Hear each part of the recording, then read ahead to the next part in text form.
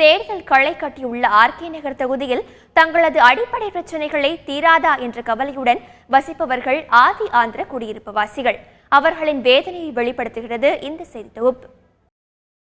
கழிவுநீர் அடைப்பை சரி செய்தல், குப்பையை அகற்றுதல் என சுத்தமான சென்னைக்கு சொந்தக்காரர்களில் பெரும்பாலானோர் வசிக்கும் பகுதி ஆதி ஆந்திரா குடியிருப்பு.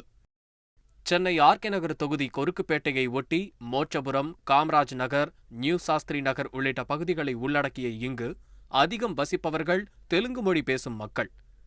துர்நாற்றத்துடன் கால்வாய் நீர் கலந்த குடிநீர், மோசமான சாலை, கொசுக்கடியால் வியாதிகள் என இந்த பகுதி மக்கள் தினம் தினம் படும் பாடு சொல்லி மாளாது. தேர்தல் களை கட்டியுள்ள ஆர்கே நகர் தொகுதியில்தான் இந்த அவலமும் நீடிக்கிறது. ஆர்கே நகர் அடுத்தடுத்து 3 தேர்தலை சந்தித்த போதிலும் அரசியல் கட்சிகளை சேர்ந்தோர் அளித்த எந்தவொரு வாக்குறுதியும் நிறைவேற்றப்படவில்லை என்பதற்கு சாட்சியாக நிற்கிறது இந்த தெருக்கள். வீடுகளில் உள்ள குடிநீர் குழாய்கள் கழிவுநீரை கக்குகிறது என்றால் மாற்று நடவடிக்கையாக லாரியில் தண்ணீர் வழங்குவதும் கிடையாது என்பது அப்பகுதி மக்களுக்கு கூடுதல் வேதனை.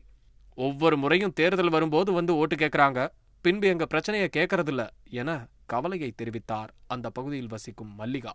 தண்ணி நல்லா வரல, காவா தண்ணியா இருக்கு, நாற்று அடிக்குது, இங்கே குடிக்கிறதுக்கு டாங்கில் தண்ணி கூட இல்லை. நாங்கள் என்ன பண்ணுறது? தேர்தல் வந்தால் எதனா பண்ணுறேன்றாங்க, என்ன பண்ணுறாங்க? சொல்லும் போது தான் ஓட்டு வாங்கிட்டு தெருவாக போகிறாங்க.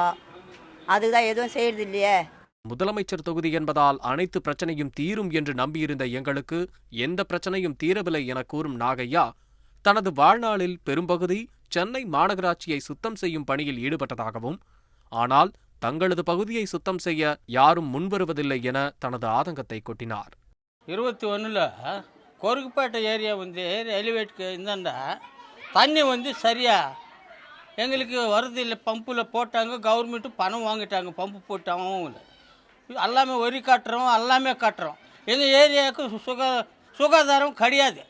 அதனால எங்கள் ஏரியா எலெக்ஷனில் யார் நின்னாலும் நிற்காது பாருங்க, யார் ஜெயிச்சுறாங்களோ எங்களுக்கு தெரியாது. எங்கள் ஏரியாவில் மக்களுக்காக தான் நாங்கள் இருக்கிற மட்டும் சொல்கிறாங்க. எல்லாருமே அரசியல் இருக்கிறோங்க, மக்களை பார்க்கறதுக்கு யாருமே இல்லை. தங்கள் பிரச்சனையை தீர்த்து வைக்க ஒரு வேட்பாளர் வரமாட்டாரா என்பதே இந்த பகுதி வாக்காளர்களின் எதிர்பார்ப்பு.